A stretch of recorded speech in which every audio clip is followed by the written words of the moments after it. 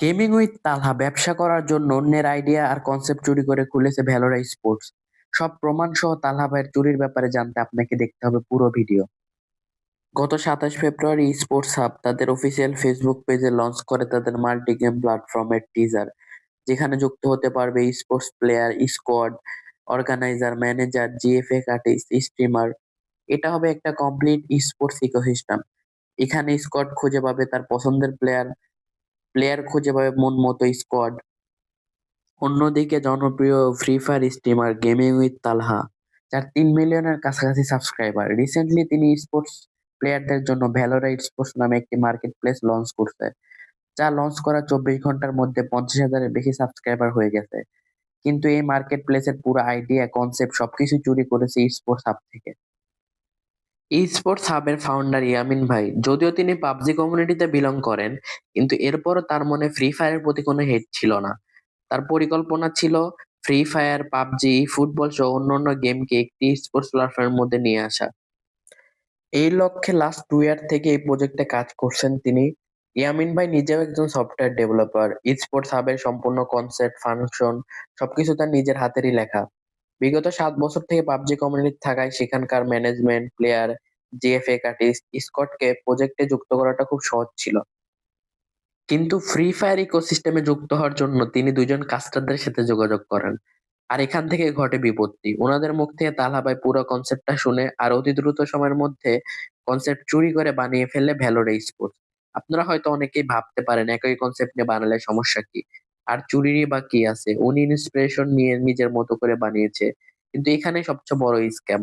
বাইরের দৃষ্টি থেকে দেখে মনে হলে ব্যাপারটা ভালো মনে হয়, কিন্তু ব্যাপারটা যে কত বড় স্ক্যাম তা বুঝতে পারবেন এখনই। আর এই সমস্যাগুলো সমাধান করার জন্য আপনারা জানেন যে আমি গত কয়েক মাস আগে থেকেই কাজ শুরু করি এবং এই কয়েক মাসে আমি গেমিং কমিউনিটি এবং ই স্পোর্টস নিয়ে প্রচুরভাবে ভাবনা চিন্তা করি। চলুন এবার তাহলে দেখে আসি এত মাস ভাবনা চিন্তা করে তালহা ভাই কি বানাইছে। এই হচ্ছে আমাদের তালহা ভাইয়ের স্পোর্টস মার্কেট প্লেস ভ্যালোরা স্পোর্টস এর অফিসিয়াল ওয়েবসাইট। আপনারা দেখতেই পারতেছেন ওয়েবসাইটের কি অবস্থা। আপনারা যারা বুঝেন না, এটাকে বলে এইচটিএমএল প্রিভিউ। এখানকার কোনো বাটনই অ্যাকচুয়ালি কাজ করে না, যা দেখতেছেন এটা জাস্ট দেখার জন্যই। একটা ছবির মতো করে মনে করতে পারেন। এখানের কোনো বাটনই কাজ করে না।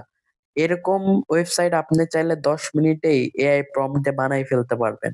কিন্তু এটাকে এমন ভাবে প্রেজেন্ট করছে যে পুরা কমিউনিটি সবকিছু চেঞ্জ করে ফেলছে, আদতে কিছুই না। এইটার যাও বা দুই একটা বাটন কাজ করে, সেটাও হুবহুব ই স্পোর্টস হাব থেকে চুরি করেছে। এবার চলুন আমরা স্পোর্টস হাবের অফিসিয়াল প্ল্যাটফর্মটা দেখে আসি। আমরা এই মুহূর্তে আছি স্পোর্টস হাবের অফিসিয়াল ওয়েবসাইটে। এটা ওয়েবসাইটের হোম পেজ, আপনারা দেখতেই পারতেছেন এটার কোয়ালিটি কেমন। এখানে আমরা দেখতে পারতেছি অর্গানাইজেশন, পাবজির অর্গানাইজেশন, এখানে ফ্রি ফায়ারের অর্গানাইজেশন। আমরা চাইলে ভিউ অলেও দিতে পারবো। এখানে সব আমরা অর্গানাইজেশনের ডিটেলস দেখতে পারবো। তারপরে সেম ওয়েতে এখানে পাবজির জন্য স্পেসিফিক আছে, ফ্রি ফায়ারের জন্য স্পেসিফিক অর্গানাইজেশন আছে। এর বাইরে প্রিমিয়ামের মানে যেসব অর্গানাইজেশন আছে ওগুলো এখানে দেখতে পারবো। এখান থেকে বের হলাম, তারপর আমরা নিচে গেলে টপ প্লেয়ার দেখতে পারবো পাবজির, ফ্রি ফায়ারের, অথবা টপ ম্যানেজার দেখতে পারবো আমরা পাবজির অথবা ফ্রি ফায়ারের। টপ স্টিমার আছে এখানে, এখানে আন্ডারডগ টিম আছে, পাবজির আছে, ফ্রি ফায়ারের আছে, সবগুলোর ক্ষেত্রে পাবজি, ফ্রি ফায়ার দেখতে পারতেছেন। দেন আমরা এখানে পার্টনারকে দেখতে পারবো। আবার উপরে যাই আমরা এখন, যদি এখানে দেখতে পারতেছেন আমরা জিএফএক্স লাগলে জিএফএক্স নিতে পারবো এখান থেকে, ওনাদের সাথে যোগাযোগ করতে পারবো। এর বাইরে আবার এখানে টুর্নামেন্টের ক্ষেত্রে আমরা চাইলে টুর্নামেন্ট দেখতে পারবো যেগুলো হয়ে গেছে, PUBG tournament, free fire tournament. আবার চাইলে আমরা এখান থেকে বিভিন্ন টুর্নামেন্টে জয়েন করতে পারবো। এই যে পাবজির জন্য আলাদা, ফ্রি ফায়ারের জন্য আলাদা।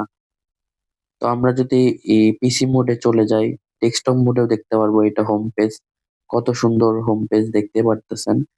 এখানে যে টপ প্লেয়ার, টপ ম্যানেজার, তারপরে টপ স্টিমার, আন্ডারডগ টিম, এগুলো সব দেখতে পারতেছেন। আবার আমরা উপরে যে করি, এখানে দেখতে পারবেন looking for player, looking for manager, looking for streamer, underdog. Then এখানে আমরা দেখতে পারবো ওয়াচ টুর্নামেন্ট, জয়েন্ট টুর্নামেন্ট, এগুলো সবই কিন্তু কাজ করে। এ দেখতে পারেন এখান থেকে যেটা দেখালাম, টুর্নামেন্ট দেখতে পারবো ফ্রি ফায়ারের। এখান থেকে আমরা জয়েন করতে পারবো বিভিন্ন টুর্নামেন্টে।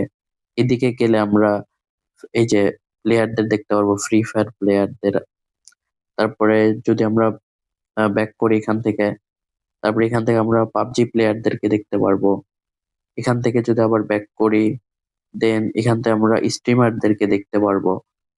আপনি দেখতে পারতেছেন এখানের কত সুন্দর কনসেপ্ট। এইখানে যা যা ফিচার দেখলেন এগুলো কিন্তু সব কাজ করে। আর তালহা ভাইয়ের ওয়েবসাইটটা দেখতেই পারতেছেন, ওটা জাস্ট এইচটিএমএল দিয়ে জাস্ট একটা প্রিভিউ বানানো। আর এখানকার সবগুলো বাটন ফিচার কাজ করে, যদিও এটা কমপ্লিট হয় নাই। এন্ড কমপ্লিট হয় নাই এই জন্যই ইয়ামিন ভাই এটা এখনো আপলোড করে নাই, এখনো এটা পাবলিক করে নাই, জাস্ট একটা টিজার ছেড়ে রাখছে। উনিও চাইলে অনেক আগেই, 6 মাস আগেই এই ওয়েবসাইটটা বের করে নিয়ে হাইপ দিতে পারতো। আমি মনে করি তালহা ভাই যে উদ্যোগটা নিয়েছে সেটা ভালো, আমি মন থেকে প্রশংসা করি। কিন্তু একটা জাস্ট র্যান্ডম এইচটিএমএল প্রিভিউ দিয়ে ওয়েবসাইট বানায় রাখা যেখানে কোনো ফিচার কাজ করে না, দেন একদিনের মধ্যে ইউটিউবে 50K সাবস্ক্রাইবার গেইন করে নেওয়া, এটা কি অডিয়েন্সদের পাগল বানানো না, বোকা বানানো না? আদতে তো ওয়েবসাইট দিয়ে কোনো কিছুই হচ্ছে না, না কোনো প্লেয়ার স্কোয়াড খুঁজে পাবে, না কোনো স্কোয়াড প্লেয়ার পাবে। উনি ওনার ভিডিওতে বেশ বড় বড় কথা বলছে, সিন্ডিকেট ভাঙতে তার এই চেষ্টা, কিন্তু আদতে যে উনি সবচেয়ে বড় সিন্ডিকেট করে এটাও আপনাকে প্রমাণ সহ দেখাচ্ছি। আপনারা সকলে একটু ঠান্ডা মাথায় চিন্তা করেন, এরকম একটা প্ল্যাটফর্ম বা মার্কেট প্লেস কেন খোলা হয়েছে? যাতে কোনো নতুন প্লেয়ার চাইলে স্কোয়াড খুঁজে পেতে পারে, কিংবা কোনো স্কোয়াড চাইলে ভালো ভালো প্লেয়ার খুঁজবে, অথবা যারা ম্যানেজার আছে তারা ভিন্ন স্কোয়াডের সাথে যুক্ত হতে পারবে। কারো জিএফএ আর্টিস্ট লাগলে এখান থেকে পেয়ে যাবে। কোন স্ট্রিমার চাইলে নিজের প্রোফাইল ক্রিয়েট করতে পারবে। মানে স্পোর্টস প্লেয়ারদের জন্য সুন্দর একটা ইকোসিস্টেম থাকবে, যাতে সবাই আর কি এখান থেকে বেনিফিটেড হইতে পারে, এটাকে একটা ক্যারিয়ার হিসেবে নিতে পারে। এটাই তো আসলে মূলত গোল ছিল। তালহা ভাই ব্যাপারটা এভাবে পোট্রে করতে, কিন্তু আদতে কি আমরা এগুলো কিছু পাচ্ছি? উনি সুন্দর মতো ইউটিউব চ্যানেল খুললো, 50K সাবস্ক্রাইবার হলো, এখন একটা টুর্নামেন্ট ছাড়ছে 30K প্রাইস পুলের।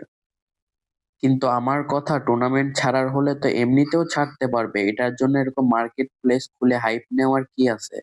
যারা আসলে প্রপার মার্কেট প্লেস খুলতেছে তাদের কাছ থেকে যে অ্যাটেনশনটা নিয়ে নিচ্ছেন নিজের দিকে, যারা এখন নতুন ভাবে এই প্ল্যাটফর্মটা যা এখনো পাবলিশ হয় নাই পুরোপুরি, জাস্ট একটা টিজারে আপলোড দেওয়া হয়েছে, যখন এই প্ল্যাটফর্মটা পুরোপুরি রেডি হয়ে আপলোড করবে স্পোর্টস হাব, তখন তো কোনো অডিয়েন্সই এটাতে আসবে না। সবাই ভাববে তালহা ভাই তো অলরেডি এরকম একটা খুলছে, স্পোর্টস হাব ওদের থেকে কপি করছে। কিন্তু আসলে গেমিং উইথ তালহা যেটা খুলছে ওটা কোনো কাজেরই না, ওটা কোনো প্লেয়ার স্কোয়াড ম্যানেজমেন্ট কারোরই কোনো বেনিফিটই হবে না। উল্টো এখানে যারা যুক্ত হতো স্পোর্ট হাবের তৈরি মার্কেট প্লেস, ওখান থেকে সব অডিয়েন্স চলে যাবে। তালহা ভাই একজন গেমার, সে চাইলেও অত ভালো কোনো মার্কেট প্লেস তৈরি করতে পারবে না। স্পোর্টস হাবের ওনারা নিজেরা সফটওয়্যার ডেভেলপার, এর বাইরে আইটি ফার্ম থেকে হায়ার করছে। আপনারা দেখতেই পারলেন ব্যাপারটার মধ্যে কত বেশি তফাৎ। এটা তো মাত্র প্রিভিউ আকারে আছে, যখন পুরোপুরি হয়ে যাবে, আমার যতটুকু কথা হয়েছে ওনাদের সাথে, নেক্সট 15 তারিখের মধ্যে এটা ওয়েবসাইট আকারে পেয়ে যাবেন, দেন এটা আবার প্লে স্টোরে পাওয়া যাবে অ্যাপ আকারে। হয়তো 1-2 মাস সময় লাগবে। তবে ওনারা যতই সময় নেই, লাস্ট 2 বছর থেকে এটাতে কাজ করতেছে। জাস্ট ওনাদের ডেডিকেশন এটাই যে একটা ভালো প্ল্যাটফর্ম দিবে। এরকম ভাঙাচোরা এআই দিয়ে বানানো এইচটিএমএল প্রিভিউ দেখায়া 50K সাবস্ক্রাইবার নেওয়ার ওনাদের আগ্রহ নাই। মানুষের কাছে, বড় বড় ইউটিউবারদের কাছে এক্সপেকটেশন থাকে ওনারা কমিউনিটির জন্য ভালো করবে, অডিয়েন্সদের ভালো গাইডলাইন দিবে। কিন্তু দেখেন কি করতেছে। এবার বলি তালহা ভাইয়ের আসল টার্গেট কি। তিনি মূলত তাড়াহুড়ো করে এই প্ল্যাটফর্মটা খুলছে যেটা কোনো কাজেরই না। এতে তো প্রথমে সবার অ্যাটেনশন পেয়েছে, এরপর ওনার একটা নতুন চ্যানেলে 50K সাবস্ক্রাইবার হয়ে গেছে, এখন ওখান থেকে উনি টুর্নামেন্ট ছাড়বে। আর এইসব টুর্নামেন্ট কোনো কাজেরই হবে না, এটা হবে এন্ট্রি ফি দিয়ে টুর্নামেন্ট। হয়তো প্রথমে দুই একটা ফ্রি ছাইরা সবার অ্যাটেনশন নিবে, এরপর থেকে এন্ট্রি ফি দিয়ে দিয়ে টুর্নামেন্ট অ্যারেঞ্জ করবে। এতে কমিউনিটির কোনোই বেনিফিট হবে না। এন্ট্রি ফি দিয়ে টুর্নামেন্ট করার মতো অনেক প্রতিষ্ঠান আছে, অনেক ম্যানেজমেন্ট আছে, কিন্তু আমাদের তালহা ভাই নিজের প্রফিট ভারী করার জন্য, নিজের পকেটে টাকা তোলার জন্য, ব্যবসা করার জন্য এরকম ফ্রি ফায়ার অডিয়েন্স যারা আর কি খুবই এইসব ব্যাপারে না বুঝ, ওদেরকে কোনো রকম ভাবে কিছুটি বুঝাই দিয়ে নিজের প্ল্যাটফর্ম দাঁড়া করায় ফেলছে, নিজের ইউটিউব চ্যানেল দাঁড়া করায় ফেলছে। আদতে দেখবেন সবাইকে মিলাই নিয়ে নামার কথা, সবাইকে টাকা দিয়ে রেজিস্ট্রেশন করে এরপর থেকে টুর্নামেন্ট খেলতে হবে। দুই একটা ফ্রি দিবে, ওগুলো শুধু মূলা। আর সিন্ডিকেটের কথা যেটা বলতেছিলাম, স্পোর্টস হাবের ভাইরা যখন দেখতে পারে তাদের এই আইডিয়াটা চুরি করে তালহা ভাই নিজের হাইপ নিচ্ছে, নিজে অ্যাটেনশন নিচ্ছে, ইউটিউবে এত বড় সাবস্ক্রাইবার করতেছে, আবার অডিয়েন্সদের বোকা বানাচ্ছে, স্ক্যাম করতেছে, তখন এটার প্রতিবাদে যায় এই নিউজ চ্যানেলের কাছে। আর দেখেন এরা কত বড় চামচা, স্বীকার তো করে নাই, আবার যারা উল্টা করছে তাদেরকেও বলে তারা নাকি অন্যের থেকে চুরি করছে।